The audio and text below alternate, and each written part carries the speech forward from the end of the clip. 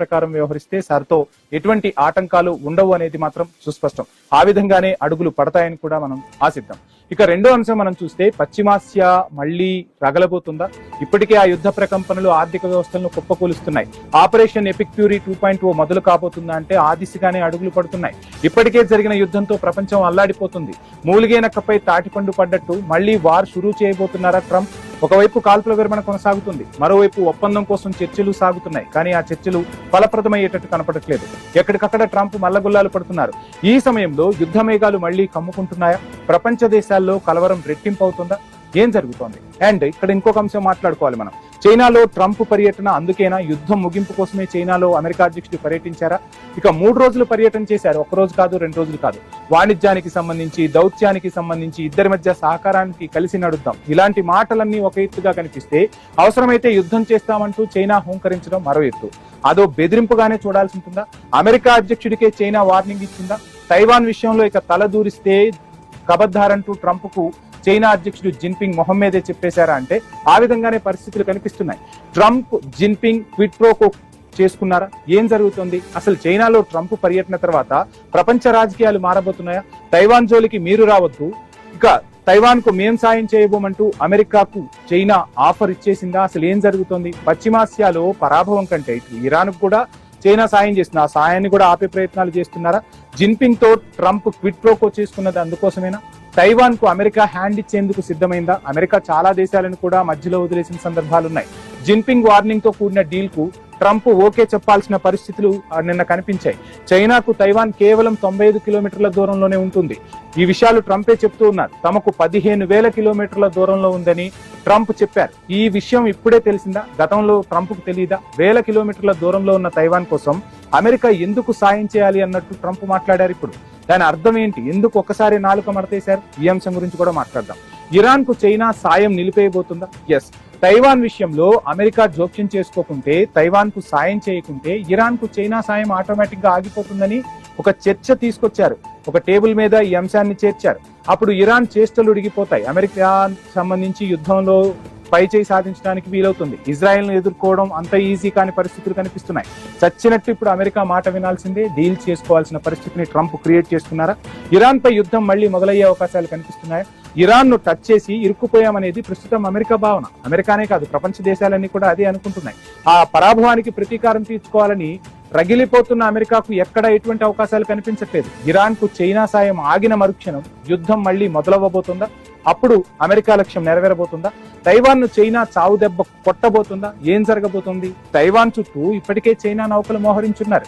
Jinping చిటిక వేస్తే attacks మొదలైనట్టే. అలాగని తైవాన్ ను తక్కువ అంచనా వేయలేదు. చైనా నక్కజిత్తులు బాగా తెలిసిన దేశం తైవాన్.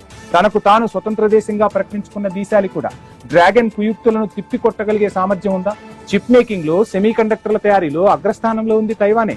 అమెరికన్ కంపెనీలకు సైతం సరఫరా చేస్తుంది. అలాంటి తైవాన్ పై డ్రాగన్ వాలిందంటే ప్రపంచ ఐటీ రంగానికి కష్టకాలం ఎదురైనట్టే. ఇప్పుడు హర్ముజ్ లాగా ఐటీ కూడా ఇబ్బందులు ఎదుర్కోవాల్సి రావచ్చు. కానీ ప్రపంచ దేశాలన్నీ చైనా దాడి చేస్తుంటే చూస్తూ ఊరుకుంటాయా?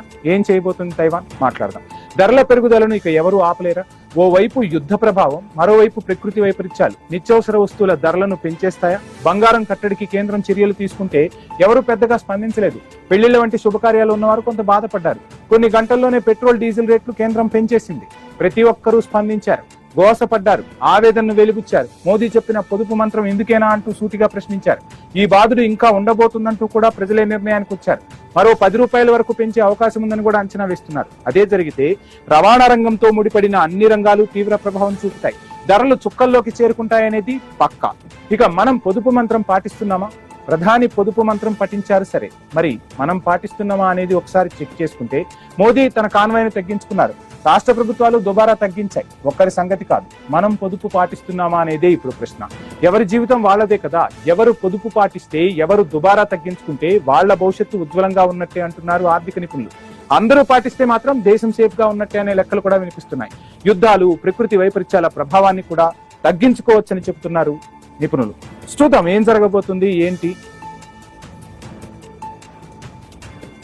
రైట్, ఇదే అంశానికి సంబంధించి మనతో మాట్లాడేందుకు శ్యామ్ సుందర్ గారు ప్రముఖ విశ్లేషకులు, అదేవిధంగా మధుసూదన్ గారు ప్రముఖ విశ్లేషకులు మనకు జూమ్ లో సిద్ధంగా ఉన్నారు. శ్యామ్ సుందర్ గారు నమస్కారం.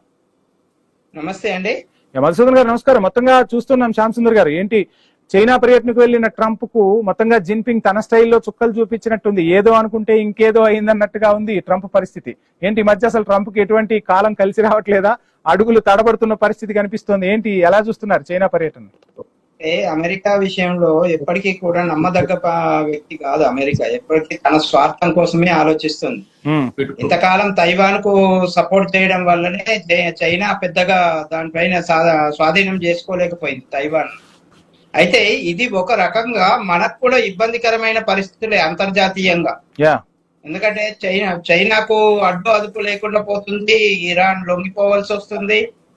ఈ పరిస్థితుల లోపల చైనా బలవంతంగా అంటే అమెరికా చైనా కలిస్తే మనకు కూడా ప్రాబ్లమ్స్ వచ్చే అవకాశం ఉంది. ఎందుకంటే అమెరికా మాట మనం వినట్లేదు అనే విషయం, అమెరికాకు కోపంగా ఉన్న విషయము, ట్యాక్సులు పెంచిన విషయం మనందరికి తెలిసింది. పెట్రోల్ రష్యా నుంచి కొనొద్దు, పెట్రోల్ డీజిల్ అని చెప్పేసి ఆయిల్ నిలో. ఈ నేపథ్యం లోపల అమెరికా చైనా కలిస్తే మనకు కొంత ఇబ్బందికరమైన పరిస్థితులు కూడా వచ్చే అవకాశం ఉంటుంది ఫ్యూచర్ లో. కాబట్టి మనకు రష్యాతో మంచి సంబంధాలు ఉన్నాయి, మిగతా దేశాలతో మంచి సంబంధాలు ఉన్నప్పటికీ కూడా పశ్చిమాసియాలో ఏదైతే ఇరాన్ బలహీన పడితే అప్పుడు అమెరికా చైనాలకు అడ్డు అదుపు లేకుండా పోతుంది అంతర్జాతీయంగా. కాబట్టి ఏదో రకంగా తనకు గిట్టని వాళ్ళను, తన కంట్లో నలుసును ఏదో రకంగా తీసేసుకోవడం అనేది అమెరికాకు అలవాటు. అది బాగా నయానో భయానో బెదిరించో ఆఖరికి వెనిజులా అధ్యక్షుడిని కిడ్నాప్ చేసే పరిస్థితికి దిగజారింది అమెరికా తన పట్టుదలను కాపాడుకోవడం కోసం. కాబట్టి ఇరాన్ వచ్చేసరికి ఇరాన్ అంత ఎదిరిస్తుంది, ఇరాన్ కు అంత సపోర్ట్ దొరుకుతుంది అని చెప్పేసి అనుకోలేదు అమెరికా ముందు. శ్యామచంద్ర గారు ఈ పర్యటనలో ఒక ముఖ్య అంశం బయటకు వచ్చింది. జిన్పింగ్ తో ట్రంపే స్వయంగా ఒప్పుకున్న పరిస్థితి. అమెరికా ఆర్థిక పరిస్థితి బాగోలేదు, నిజమే కదా అని జిన్పింగ్ అంటే ఎస్ పరిస్థితి బాగోలేదని చెప్పి అమెరికా అధ్యక్షుడే చెప్పాడు. సో అమెరికా అధ్యక్షుడు ఈ విషయం చెప్పడంతో ఒక రకంగా అంతర్జాతీయ పరిణామాలు మారిపోతూ ఉన్నాయి. ఒక రకంగా ఆర్థిక మాంద్యం కొట్టొచ్చిన పరిస్థితులు కనిపిస్తున్నాయి. మన ప్రధాని కూడా పొదుపు మంత్రం అంటూ ఉన్నారు.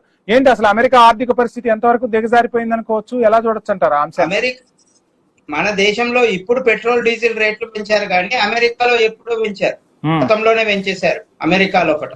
అమెరికా ఆర్థిక పరిస్థితి చాలా రోజుల నుంచి దయనీయంగానే ఉంది. మనం అనుకుంటాం ఇంతవరకు అగ్రరాజ్యాలు అనుకుంటాం, కానీ యూరోప్ దేశాల్లో కూడా ఆర్థిక మాంద్య పరిస్థితులు ఎదుర్కొంటున్నాయి. మనం అదృష్టవంతులం, ఇంకా ఆర్థిక మాంద్య పరిస్థితులు మన వరకు రాలేదు కాబట్టి ముందే పొదుపు చర్యలు పాటించాల్సిన అవసరం ఉంది. ఎందుకంటే గతంలో పివి నరసింహరావు హయాంలో, అంటే అంతకుముందు చంద్రశేఖర్ గారి హయాంలో గోల్డ్ ను తాకట్టు పెట్టాల్సిన దుస్థితి వచ్చింది. మన ఆర్థిక పరిస్థితి బాగాలేదు, విమానాల్లో తీసుకెళ్లి మరి తాకట్టు పెట్టారు. ఆ గోల్డ్ ని మొన్న మోడీ గవర్నమెంట్ ఇండియాకి తీసుకొచ్చింది. కాబట్టి అంటే ఇప్పుడు ఆర్థిక పరిస్థితులు ఆ తర్వాత చంద్రశేఖర్ గవర్నమెంట్ తర్వాత పివి నరసింహరావు గవర్నమెంట్ లో కనుక ఆర్థిక సంస్కరణలు కనుక తీసుకురాకపోయి ఉంటే భారతదేశం ఇంకా దయనీయమైన పరిస్థితుల్లో ఉండేది. కానీ పివి నరసింహరావు సంస్కరణలు భారతదేశాన్ని నిలబెట్టగలిగినాయి. ఇది దేశం గుర్తుంచుకోవాల్సిన విషయం. ఆ సంస్కరణల ఆధారంగా ఇప్పుడు ప్రభుత్వం తీసుకుంటున్నటువంటి చర్యలు, సంస్కరణలు, విదేశాంగ విధానం అన్నిటికీ ప్రతి భారతీయుడు సహకరించాల్సిన అవసరం ఉంది. కాకపోతే విషయం ఏంటంటే భద్రత రీత్యా ఉన్నటువంటి Z+ కేటగిరీని తగ్గించుకోవడం ఎంతవరకు కరెక్ట్? పొదుపు అంటుంటే ప్రతిపక్షాలు నాయకులు అనవసరంగా స్టేటస్ కోసం సెక్యూరిటీని పెంచుకుంటున్న వాళ్ళు ఎంతో మంది ఉన్నారు, గల్లీ కార్పొరేటర్ తో సహా. కాబట్టి ఆ సెక్యూరిటీని తగ్గిస్తే సరిపోతుంది. ప్రధాని, home minister thank you Madhusudan గారు, శ్యామ్ సుందర్ గారు. మొత్తంగా చూస్తున్నాం అమెరికా అధ్యక్షుడు చైనాలో పర్యటన అయితే కొనసాగింది.